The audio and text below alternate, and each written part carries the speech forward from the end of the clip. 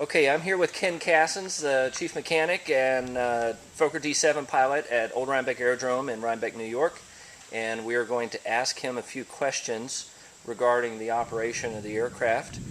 This video is for Wayne Culver, and we hope you enjoy it. Ken, what's it like to fly the D.VII? Well, the D.VII is a very docile airplane, believe it or not. It's a lot of fun to fly. It's easy to fly. Very stable, especially at low speeds. It has a very gentle stall.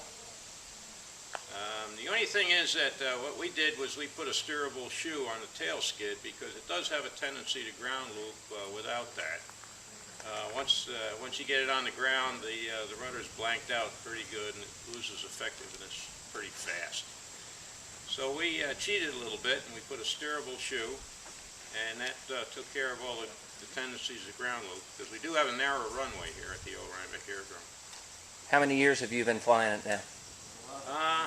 Well, I test flew the airplane in 2000 or correction, not 2000, 1993, and it was the first airplane that Cole built that he wasn't able to test fly because he had a stroke and lost his medical. So I got the privilege of test flying it for Cole, and Cole was there to witness it. So I flew this from 93 up until about 2002, and then I left the aerodrome and came back in 2013 and started flying it in the spring of 2013. In that 10 years of flying it, has there been any incidents with it, or any issues that it's given you that gave you pause for concern? No, not really. I did have a real hard landing one time on a windy day, and I broke this cross cable right here, but the gear didn't collapse. It stayed pretty much upright. Took a little bit of a tilt, but that was the only problem I ever had with the airplane. Ken, talk a little bit for us about the changes that were made to the airplane over its stock configuration, i.e. circa 1918. What did we do to it to make it work better for us here at the aerodrome? Well, we made a few changes. We put in a wing tank up in the center of the top wing, mainly for gravity feed. And then we used the air compressor on the front of the cam to pressurize a small smoke tank that we put in the airplane. So we do have a smoke capability. And like I mentioned before, we did put a steerable shoe on the tail skid, and those are about the only changes that we did make. What's the capacity on the smoke tank you installed? That's about 1 gallon, and that'll last about 2 minutes. It does put out a lot of good smoke. And the airplane flies beautiful. It'll do a very nice hammerhead stall. It'll do a nice round loop. You can do almost knife edge flight, not quite vertical, but pretty steep angle right down the length of the runway, and it'll still keep running on the fuel that's in the carburetor. So the folks always enjoy it, that's for sure. So it's a pretty good airplane. Well, good. Well, thanks, Ken. Okay, thank you. Enjoy the video.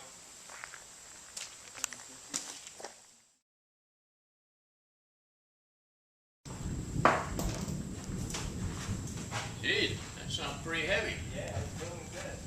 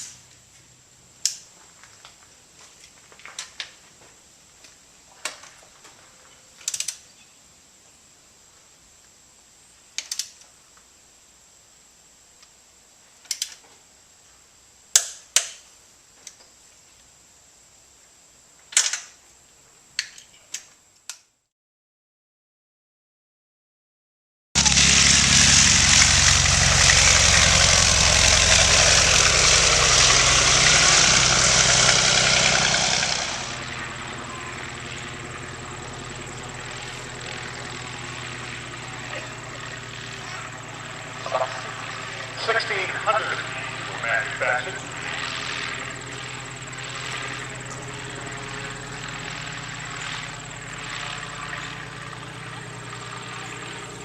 That'll push that nose over a little bit.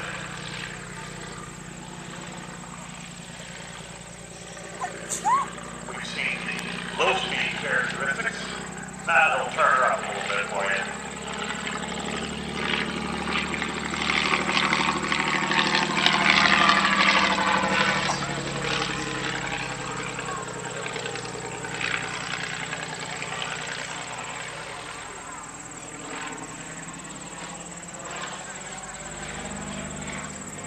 The D.VII, very, very strong, capable of any maneuver the pilot wants to put it through.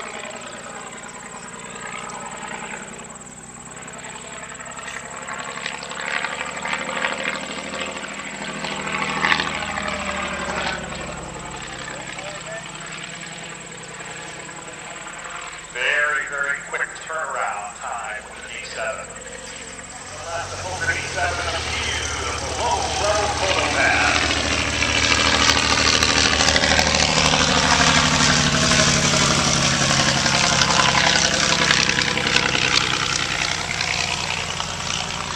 Meanwhile, taxiing out of the runway, introduced in 1916, the French Spad Type 7.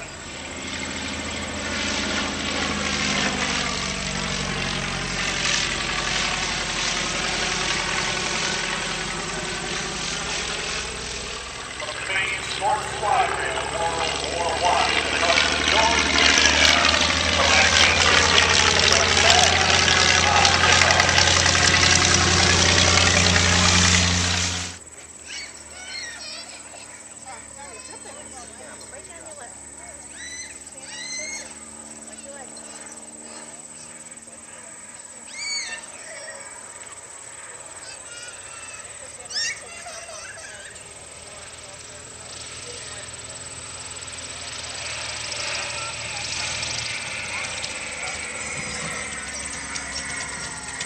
back on the stick, plants that tailspin right into the grass runway. Yeah.